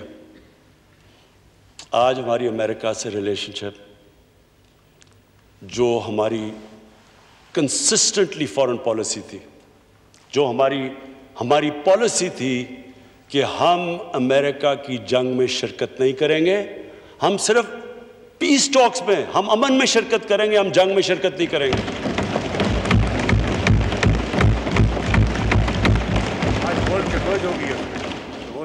آج یہ تھا کہ ان کا جو سب سے ہارڈ لائن سینیٹر لنڈزی گریم وہ پاکستان آتا ہے اور پاکستان آ کے سٹیٹمنٹ دیتا ہے کہ جو تحریک انصاف اور عمران خان کہہ رہا تھا there is no military solution, there is only political solution, endorse کرتا ہے.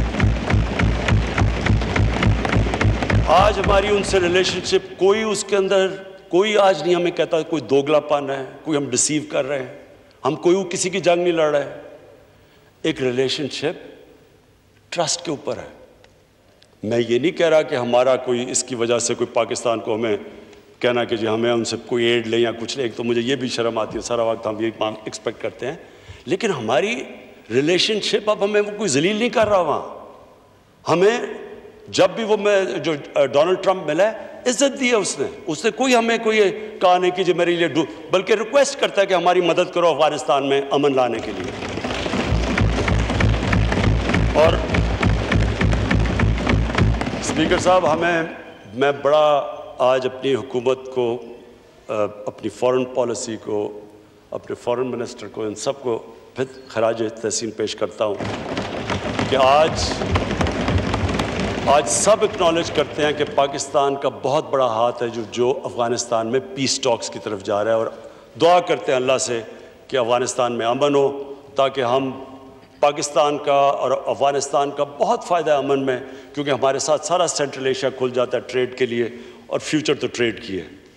میں جی دو اور جو ہماری فارن پالیسی میں، ایک ہمارے سعودی عربیہ سے بڑے زبردست تعلقات ہیں، ہمیشہ رہے ہیں، انہوں نے مدد بھی کی. دوسری طرف ایران ہمارا ہمسایہ ہے. ہم نے پوری کوشش کی اور کر رہے ہیں کہ کسی طرح سعودی عربیہ اور ایران کے اندر یہ جو پھیلایا جا رہا ہے، اور میں آپ کو یہ یقین دلاتا ہوں کہ یہ ایک ایسے سپوائلرز ہیں، وہ چاہتے ہیں کہ ادھر کانفلکٹ ہو. سارے مسلمان دنیا میں اٹھا کے دیکھ لیں، لیبیا سے دیکھیں، ہر جگہ تباہی مچی ہوئی ہے، سیریا میں دیکھ لیں، افغانستان میں بھی ابھی تھوڑا ٹھیک ہو رہا ہے، صومالیہ. تو وہ چاہتے ہیں کہ یہاں ایک کانفلکٹ ہو جائے. میں بڑے فخر سے کہتا ہوں کہ ہمیں دونوں نے ریکویسٹ کیا، ایران نے بھی ریکویسٹ کیا، سعودی عربیہ نے بھی ریکویسٹ کیا کہ آپ کوشش کریں کہ ہمارے تعلقات بہتر کریں، اور ہم کر رہے ہیں کوشش، حالانکہ اس کے اندر پرابلمز ہیں کیونکہ اور پلیئرز بھی اس کے اندر وہ چاہتے نہیں. لیکن بات یہ ہے کہ پاکستان آج وہ ملک نہیں ہے جو ہمیں اکیوز کیا جاتا تھا کہ کبھی کسی میں جنگ میں شرکت کر رہے ہیں، کبھی کوئی جنگ، کبھی کسی مسئلے کا حل نہیں ہوتا. ہم وہ ملک انشاءاللہ بنیں گے جو لوگوں کو اکٹھا کریں گے، ملکوں کو، اور انشاءاللہ مسلمانوں کو اکٹھا کرنے کی کوشش کریں گے. میرا آخری فارن پالیسی پہ پوائنٹ انڈیا. دیکھیں جی، میں نے یہاں جب پہلے تو ہم نے کوشش کی ہندوستان سے، آپ سب کو پتہ ہے کیونکہ میں نے بات بھی کی نریندر مودی سے کہ کشمیر کا ہمارا ایشو ہے تو یہ ہم بات چیت سے حل کر لیں، اور ٹریڈ میں اگر ہمارا کشمیر کا ایشو حل ہو جائے تو بہت بڑی ایڈوانٹیجز ہیں، دونوں ملکوں کو بڑی ایڈوانٹیجز ہیں. غربت اگر کم کرنی ہے تو ٹریڈ آپس میں کر دو. ساری دنیا میں یہ ثابت ہوا ہے کہ جتنی ٹریڈ بڑھتی ہے اتنی اسٹینڈرڈ آف لیونگ اوپر چلی جاتی ہے. ہمیں شروع میں سمجھ بھی نہ آئے کہ یہ ریلیکٹنس بڑی وہاں تھی اور ایک تکبر بھی تھا وہاں. اس کے بعد ان کے الیکشنز آ گئے تو ہم نے سوچا چلیں الیکشنز کے لیے بڑی وہ پلوامہ ہو گیا، آپ کو یاد ہے، پھر الیکشنز ہو گئے تو ہم نے سوچا کہ الیکشنز سے پہلے اس نے بڑا ٹف سٹانس لیا ہوا ہے کیونکہ یہ اپنا ہندو نیشنلسٹ، یہ جو اس کا ایجنڈا ہے ان کو خوش کرنے کے لیے، ان کو جوڑنے کے لیے ساتھ کر رہا ہے. تو ہم تب انتظار کیا ہم نے، لیکن جیسے ہی ان کا الیکشن ہوا تو وہ اور ہی طرف ان کی ایروگنس چلی گئی. اور پھر جب 5 اگست کو انہوں نے کشمیر میں یہ جو اللیگلی کشمیر کو انیکس کر کے اور آرٹیکل 370 ختم کیا، تو مجھے یاد ہے یہیں میں نے ایک تقریر کی اور مجھے اپوزیشن نے تنقید کی کہ جی آپ کیا تاریخ کی باتیں کر رہے ہیں، آپ نے تو تاریخ کا سبق بتا دیا۔ اسپیکر صاحب اب وہ پیچھے چلے جائیں اس دن تو میں نے وہ کیا کہا تھا؟ میں نے یہ کہا تھا کہ ہمارا مقابلہ یہ کوئی انٹرسٹ کے اگینسٹ نہیں ہے، یہ انڈیا اپنے انٹرسٹ نہیں پروٹیکٹ کر رہا، ہمارا ایک آئیڈیالوجی کے خلاف مقابلہ ہے۔ یہ ایک ہندوتوا، ایک ہندو سپریمسسٹ، ایک فیشسٹ، ایک نازی انسپائرڈ آئیڈیالوجی کا مقابلہ ہے۔ وہ پاکستان کو سمجھتے نہیں ہیں کہ یہ کوئی ملک جو جس سے کوئی ان کے تعلقات اچھے ہونے چاہیے، وہ ہمیں ایک اس سٹیٹ ادھر دبا کے رکھنا چاہتے ہیں جو اس وقت ہندوستان میں مسلمان دبایا ہوا انہوں نے۔ تو اسپیکر صاحب میں نے تو یہ تب بھی یہ کہا کہ اس کے بڑے سیریس ریپرکشنز ہیں، کیونکہ یہ جو جس طرف آپ جا رہے ہیں، اور آپ نے دیکھا ہوگا کہ اب انہوں نے کئی جگہ پہ پاکستان کے کشمیر کو، اپنے آزاد کشمیر کو اندر شامل کیا ہوا ہے، کیونکہ ان کی سوچ کچھ اور ہے۔ اور اس کے بعد میں یونائٹڈ نیشنز گیا، ادھر میں خود لیڈرز کو ملا، سارے ہیڈز، ٹرمپ انکلوڈڈ جس نے کہا میں کشمیر میں میڈیٹ کروں گا، سب کو میں نے سمجھایا کہ ہندوستان میں ایک بہت بڑا ایک عذاب آ گیا ہے، صرف مسلمانوں پہ نہیں، یہ ہندوؤں کے اوپر بھی بہت بڑا عذاب ہے۔ یہ جو آدمی آ گیا ہے یہ ایک فنیٹک ہے، جس نے گجرات میں جو کیا تھا، ایک چیف منسٹر نے اجازت دی 3 دن کے لیے مسلمانوں کو جس طرح قتل کیا، عورتوں کو ریپ کیا، 1 لاکھ لوگ ریفیوجی ہوئے، تبھی سمجھ آ جانی چاہیے تھی یہ نارمل آدمی نہیں ہے۔ اور میں نے پوری کوشش کی، میں گیا جو امریکہ کا جو سب سے بڑا جو اخبار ہے نیو یارک ٹائمز، جو کہ اوپینین میکنگ اخبار ہے، اس کے سارے ایڈیٹوریل بورڈ کو میں نے سمجھایا چیک کریں کہ یہ RSS کی کیا کنیکشنز تھی نازیز کے ساتھ، ہٹلر کے ساتھ، یہ کیسے ایڈمائر کرتے تھے۔ انہوں نے خود تحقیقات کی۔ آج آپ دیکھیں یہ 5 اگست سے آج تک لے لیں، کبھی انٹرنیشنل میڈیا اور امریکن میڈیا میں کبھی بھی ہندوستان کو وہ کرٹیسزم نہیں ہوئی، وہ جو انہوں نے کشمیر کے لیے نہیں بولے جو آج وہ بول رہے ہیں، کبھی بھی ہندوستان کو انٹرنیشنل میڈیا میں وہ کنڈیمنیشن نہیں ہے جو آج مل رہی ہے۔ کبھی پاکستان کو آج بنگلہ دیش کے بننے کے بعد یہ پہلی دفعہ ہے کہ پاکستان کو باہر بہتر میڈیا ملتا ہے بنسبت ہندوستان کے۔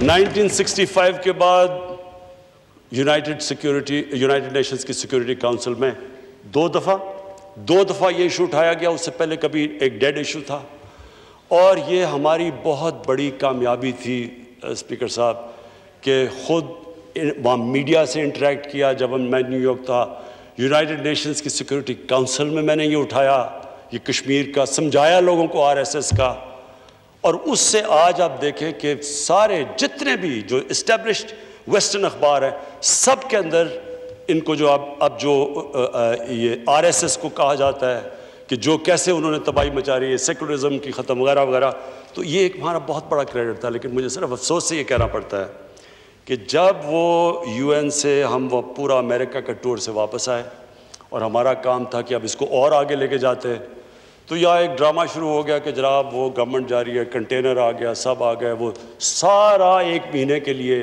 جو پیک جانا چاہیے تھا کشمیر ایشو کا، انفارچونیٹلی وہ نیچے چلا گیا۔ لیکن میں آپ کو یہ کہنا چاہتا ہوں کہ یہ کشمیر ایشو آج دنیا کے اندر ادھر پہنچ گیا ہے، خاص طور پہ نریندر مودی نے پھر وہ حرکتیں کی، وہ جو اس نے 2 لیجسلیشن پاس کی خاص طور پہ مسلمانوں کو کرنے کے لیے، اور پھر جب ٹرمپ آیا تو ٹرمپ کے دوران جو پروگرام ہوا جو انہوں نے مسلمانوں کا قتل عام کیا، تو یہ دنیا میں اب ایشو بن چکا ہے۔ اب ہمارا کام ہے ہم اس پورا پلان کر رہے ہیں کہ اس ایشو کو ہم آگے لے کے جائیں۔ کشمیر ایشو ایک ایسا ہے جی کہ میری جو اپنی سمجھ ہے، ہو سکتا ہے میں غلط ہوں، میرے خیال میں یہ پوائنٹ آف نو ریٹرن پہ پہنچ گیا۔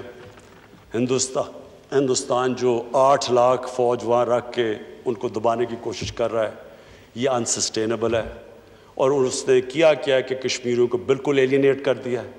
اب کوئی بھی لیڈرشپ جو پرو انڈیا ہوگی وہ کشمیر میں چل ہی نہیں سکتی. بندوق کے زور پہ وہ کتنا چلے جائیں گے 80 لاکھ لوگوں کو اس طرح دبا کے, یہ انسسٹینیبل ہے. اور میرے خیال میں کہ یہ انشاءاللہ یہ کووڈ کے بعد یہ جب یہ ختم ہوتی ہے تو یہ اب رک نہیں سکتی موومنٹ. میں آخر میں اپنی کنکلوڈ کرتا ہوں تقریر. اسپیکر صاحب, کوئی بھی قوم ایک ویژن کے بغیر نہیں چلتی. وہ سیئنگ ہے کہ نیشنز وداؤٹ اے ویژن ڈائی. اس ملک کی ایک ویژن ہے. یہ کسی ویژن کے لیے ملک بنا تھا. یہ آپ فاؤنڈنگ فادرز کی سب کی سٹیٹمنٹس پڑھ لیں تو وہ ساروں نے ایک اسلامی فلاحی ریاست, اور جب اسلامی فلاحی ریاست کی بات کرتے ہیں تو وہ ہمیشہ 1500 سال کی تاریخ میں مسلمان مدینہ کی ریاست کی طرف دیکھتا ہے. میری اور میری پارٹی کی وہ ہے ویژن کہ ہم نے پاکستان کو مدینہ کی ریاست کے اصولوں پہ کھڑا کرنا ہے. اب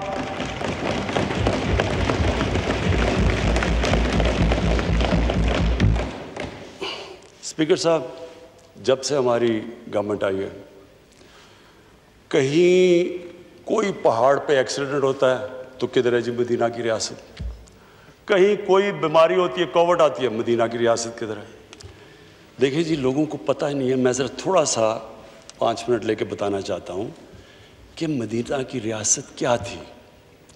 اور میں یہ چاہتا ہوں کہ ہمارے سارے بچوں کو, اللہ ایمان کسی کو دیتا ہے وہ ایک اللہ کی, صرف اللہ کے پاس ہے.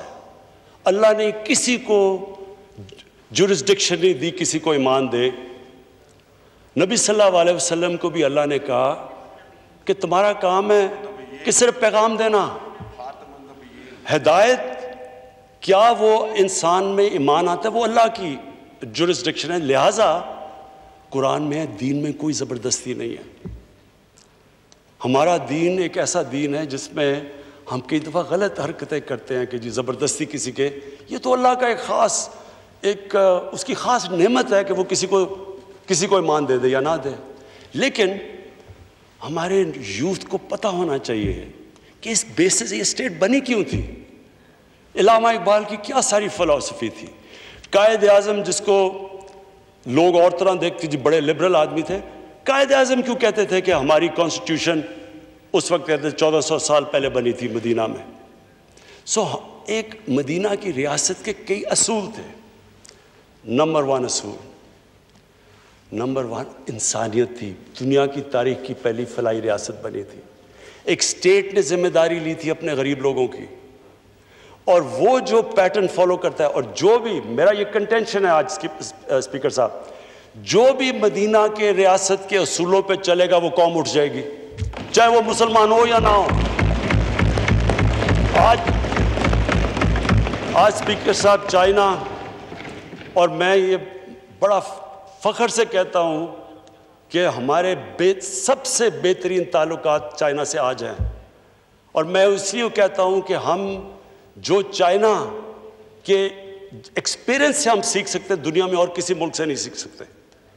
چائنا نے وہ کیا جو مدینہ کی ریاست میں ہوا. ہمارے نبی صلی اللہ علیہ وسلم نے کمزور طبقے کو اوپر اٹھا کے ایک عظیم قوم بنا دی. چائنا نے 30 سال میں 70 کروڑ لوگوں کو غربت سے نکال کے آج وہ دنیا کی سب سے تیزی سے اکانومی, یعنی ساری دنیا کو پتا کہ چائنا کو اب کوئی it's a matter of time کہ چائنا دنیا کی سب سے بڑی پاور بن جائے. تو ہوا کیا, اللہ کی بھی برکت اس قوم پہ آتی ہے جو اپنے غریب کمزور طبقے کی مدد کرتا ہے. تو اس لیے ہمارا جو احساس پروگرام ہے انشاءاللہ, یہ صرف ابھی تو ایمرجنسی کیش, اس کا پورا ہم نے پروگرام بنایا ہوا ہے کہ ہم نے کس طرح اپنے کمزور طبقے کو اوپر اٹھانا ہے. اس کا جو دوسرا مدینہ کی ریاست کا دوسرا جو بہت بڑا پرنسپل تھا وہ تھا میرٹ. ایک کتاب ہے انگریزی کی, کسی کو موقع ملے تو پڑھیں, دی عرب کانکوسٹ اس کا نام ہے. وہ لکھتی ہے کہ کیا ہوا کہ نبی صلی اللہ علیہ وسلم جنگ بدر, جی جی جی جی جی جی جی پلیز اسپیکر صاحب، میڈم پلیز. اسپیکر صاحب پلیز میری ذرا یہ بات سن لیں، یہ میں ختم کر رہا ہوں اپنی تقریر.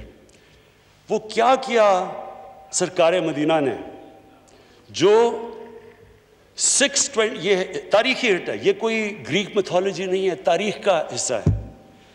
624 یا 25 میں جنگ بدر ہوتی ہے، 313 لوگ ہوتے ہیں، اور 636 میں 11 سال کے بعد جو سپر پاور تھی ایک بیزنٹائن ایمپائر، وہ کولیپس کر جاتی ہے، ان کے سامنے گھٹنے ٹیک دیتی ہے یارموک میں 11 سالوں میں. اور 12 سالوں میں پرشین ایمپائر جو دوسری سپر پاور ہے وہ گر جاتی ہے. کچھ تو ہوا ہوگا کہ ان 11-12 سالوں میں وہ سارا ایک دنیا میں ایک ایسا کوئی ایکسپلین ہی نہیں کر سکتا. اللہ اکبر اللہ اکبر اللہ اکبر اللہ اکبر اشہد ان لا الہ الا اللہ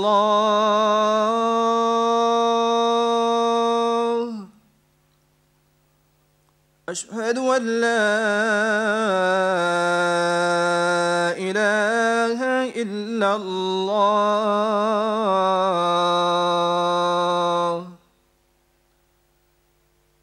اشہد ان محمد رسول اللہ. وزیر اعظم عمران خان قومی اسمبلی میں اظہار خیال کر رہے ہیں. ان کا یہ کہنا ہے، ٹڈی دل کے حوالے سے انہوں نے اپنا خطاب شروع کیا. ان کا یہ کہنا تھا کہ ٹڈی دل کے حوالے سے 31 جنوری سے ایمرجنسی ڈکلیئر کی ہوئی ہے اور این ڈی ایم اے کو تمام ضروری اقدامات کرنے کی ہدایت کی ہوئی ہے. تمام اختیارات جو ہے وہ این ڈی ایم اے کو دے دیے گئے ہیں کیونکہ یہ بہت بڑا خطرہ ثابت ہو سکتا ہے. اس سے نمٹنے کے لیے بھرپور کوششیں کی جا رہی ہیں. کورونا کے حوالے سے بات کرتے ان کا کہنا تھا کہ 26 کیسز جب پاکستان میں رپورٹ ہوئے، رجسٹر ہوئے تو ہم نے لاک ڈاؤن کر دیا. اس وقت کوئی موت بھی نہیں ہوئی تھی. اگر کورونا پر کوئی حکومت کنفیوز نہیں تھی تو وہ ہماری حکومت تھی. باقی تمام دنیا کی حکومتیں جو ہیں وہ فیصلہ لینے میں ہچکچاہٹ کا اظہار کر رہی تھیں. لیکن انہوں نے کہا کہ اس کے ساتھ ساتھ ہم نے لوگوں کو کورونا کے ساتھ ساتھ بھوک سے بھی بچانا تھا، جس کے لیے ہماری حکمت عملی جو ہے وہ بالکل واضح تھی. لاک ڈاؤن میں مرحلہ وار نرمی کی گئی، کنسٹرکشن انڈسٹری کو کھولا گیا اور اس کے ساتھ ساتھ احساس ایمرجنسی کیش پروگرام شروع کیا گیا کہ لوگوں کو 12 ہزار روپے خاندانوں کے حساب سے دیے گئے تاکہ تمام لوگ اپنی ضروریات گھر بیٹھے ہی پوری کر سکیں. انہوں نے کہا کہ بھارت نے ہماری حکومت کو دیکھ کر لاک ڈاؤن نافذ کیا، لیکن بھارت میں جس طرح سے لاک ڈاؤن لگایا گیا بغیر کسی تیاری کے، اس کے بعد اس کا حال تمام دنیا نے دیکھ لیا.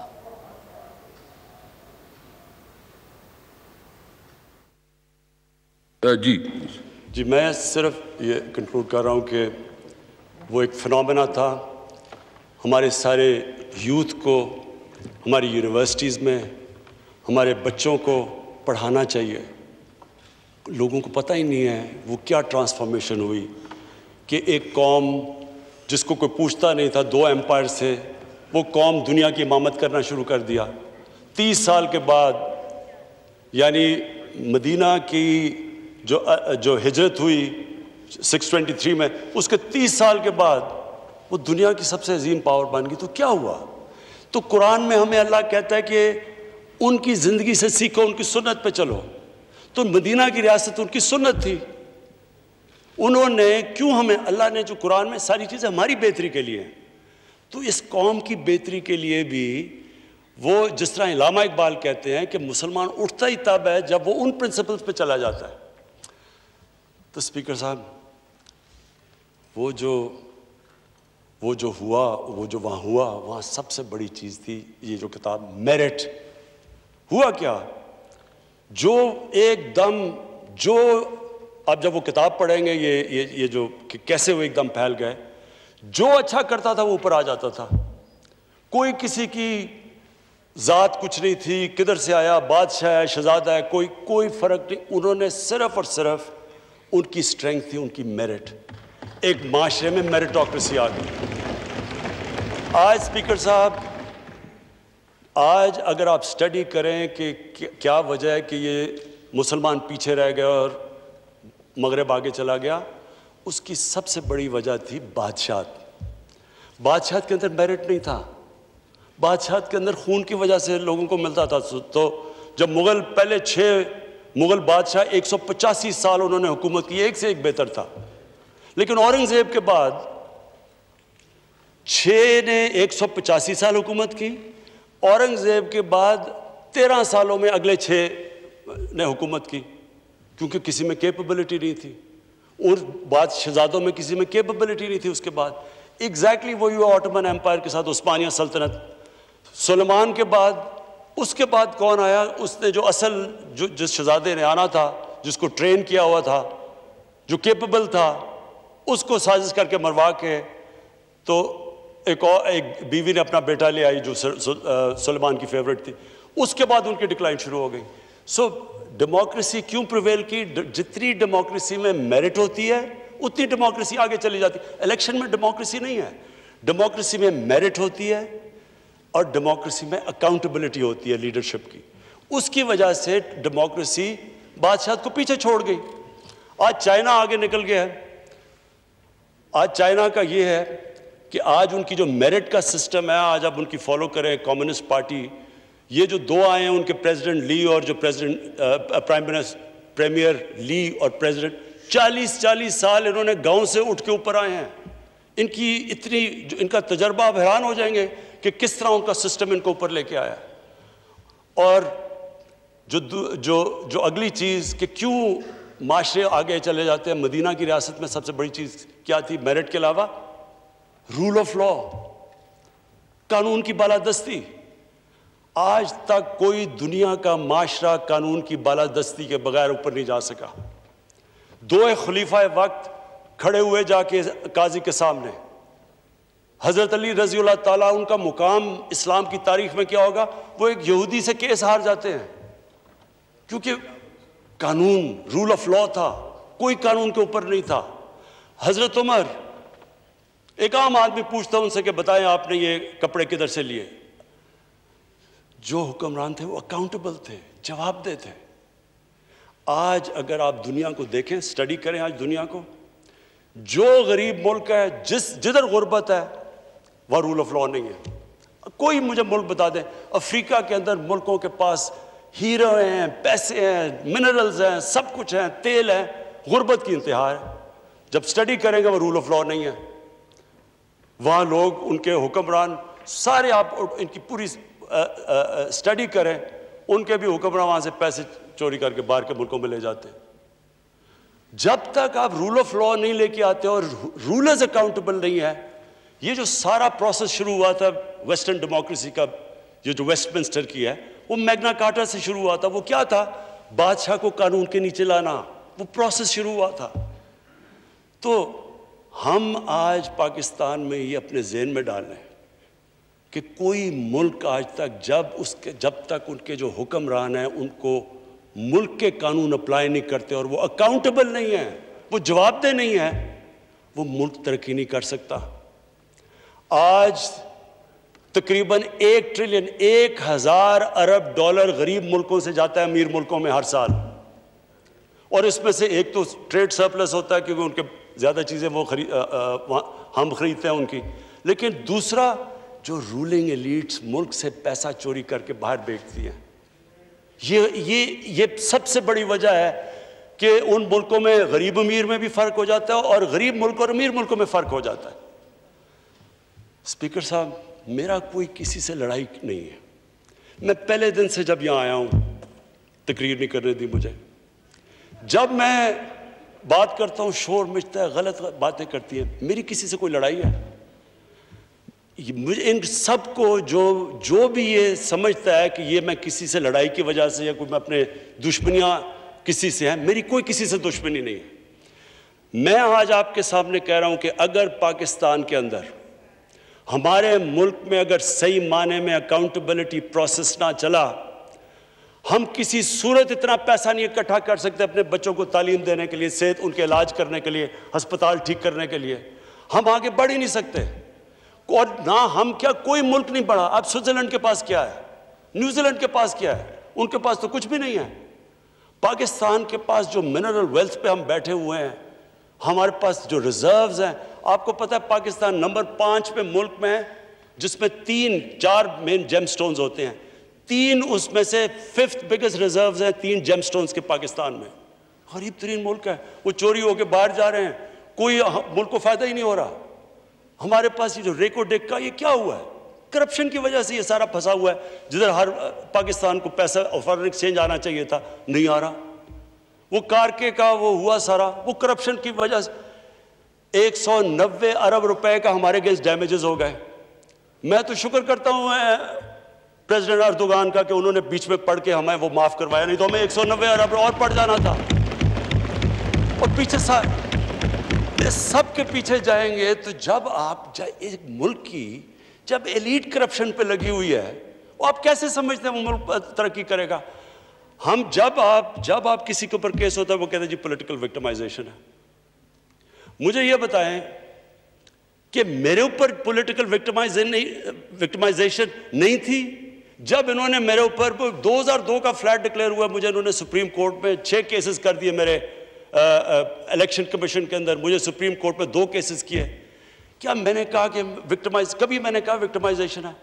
میں جواب دیتا. میں جب وہ فلیٹ لیا تھا, میں ساری دنیا جانتی ہے میں انٹرنیشنل کرکٹر تھا, میں تو جواب دہ ہی نہیں تھا, میرے پاس تو کوئی پبلک آفس نہیں تھا.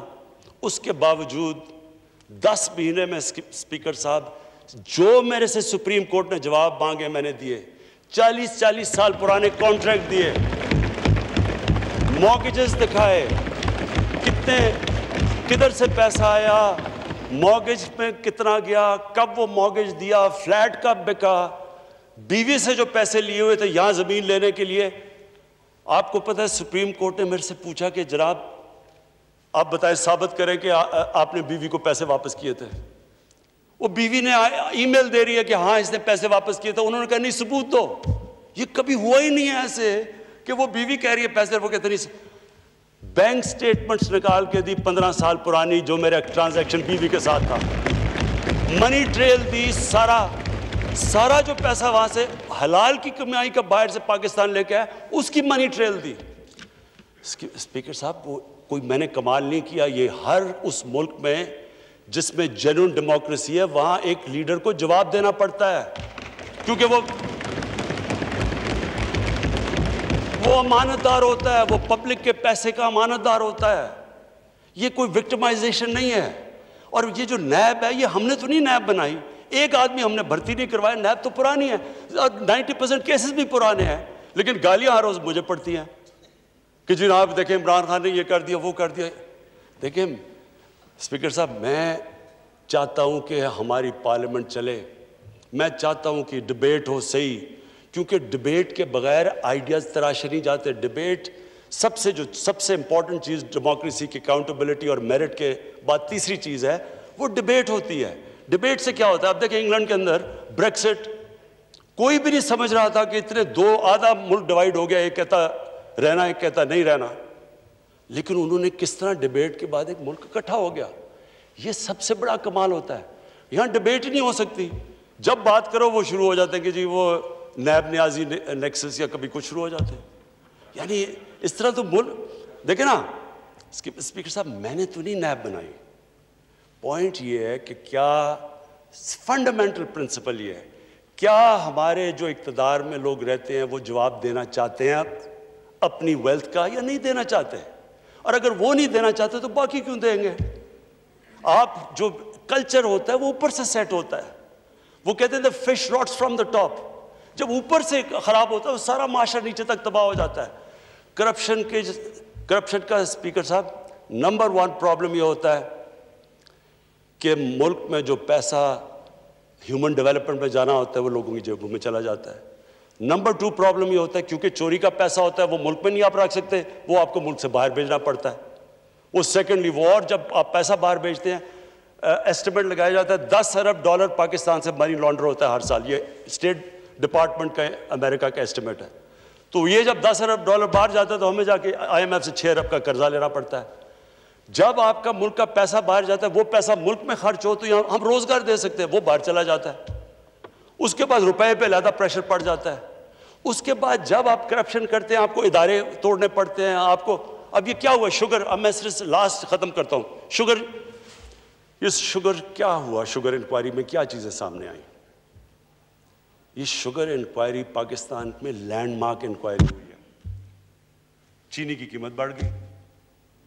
چینی کی جب قیمت بڑھی ہمیں لوگوں نے کہا کہ جناب آپ سب ذمہ دار ہیں. ہم نے انکوائری کر دی.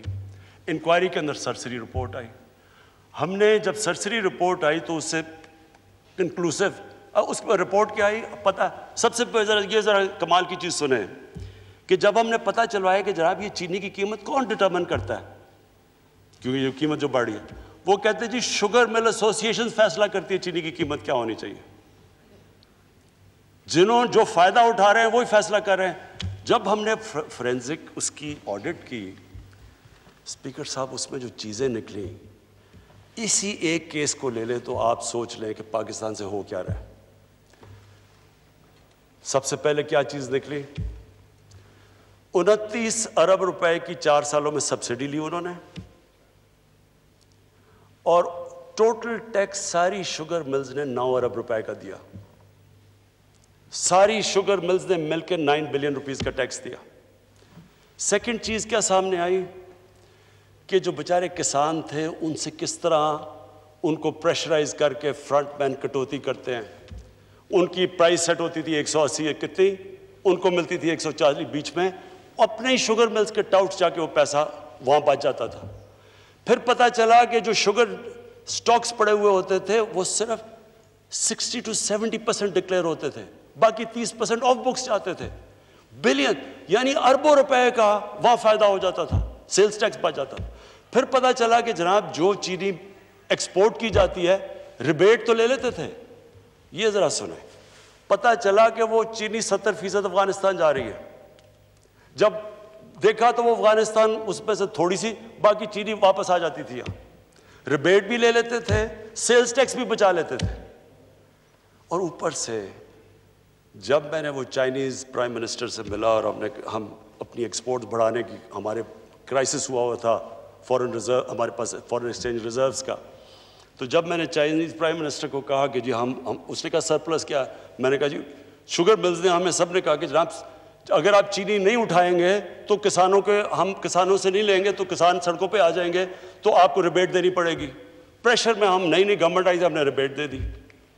تو اب جب وہ بیچنے, جب میں نے اسے کہا کہ جی ہمارے پاس چینی کا سرپلس ہے, تو یہ شاہ جی یہاں بیٹھے ہوئے تھے ساتھ میرے, مجھے کہتا چینی تو ہم آپ کی لے رہے ہیں, آپ کی چینی کی کوالٹی بھی بری ہے اور آپ کی چینی ہمارے سے ہے بھی زیادہ مہنگی. تو اسپیکر صاحب یہ ہے ایلیٹ کیپچر اس ملک کا, یہ ہے المیہ. اور یہ میں آج آپ کو بتا رہا ہوں, یہ جیسی ہم کھولتے جائیں گے آگے, یہ آپ دیکھیں گے کہ یہ سارا ملک میں ایسے ہو رہا ہے. جو لوگ اوپر بیٹھے ہوئے ہیں وہ نہ ٹیکس دیتے ہیں, عوام کو بھی مہنگی چیزیں دیتے ہیں, مونوپلیز ہیں. سارے جتنے اسٹیٹ کے ادارے تھے, جتنے ریگولیٹرز تھے, SCCP, competition commission of Pakistan, FBI, سب ملے ہوئے تھے. انہوں نے 2 بکس رکھی ہوئی تھی. ایک بک کے اندر کہ وہ جو آفیشل ہے, دوسری بک کے اندر باقاعدہ رکھا ہوا ہے کہ کین کمشنر کو کتنے تنخواہ جا رہی ہے, وہ FBR والے کو کتنے پیسے جا رہے ہیں. باقاعدہ کتابوں میں لکھا ہوا ہے کہ ساروں کو رشوت دے رہے تھے. تو میں صرف یہ کنکلوڈ کرتا ہوں اسپیکر صاحب, میں اپنی اپوزیشن سے بڑے رسپیکٹ سے کہنا چاہتا ہوں, میری کوئی کسی سے دشمنی نہیں ہے, نہ میں کوئی بدلہ لینا چاہتا ہوں. میں صرف یہ بلیو کرتا ہوں کہ ہمارا ملک, اللہ نے اس کو اتنی نعمتیں دی ہیں, اللہ نے اس سے کیا کیا چیزیں نہیں ہمیں دی, لیکن جب تک اس ملک کے اندر رول آف لا مینز کہ every one is equal in front of law, جب تک رول آف لا اور لیڈرشپ کی اکاؤنٹیبلٹی نہیں ہوگی, ہم بھی وہی سارے بنانا ریپبلکس کی طرح ایک سمندر ہوگا غریبوں کا اور تھوڑے سے امیر لوگ ہوں گے. شکریہ.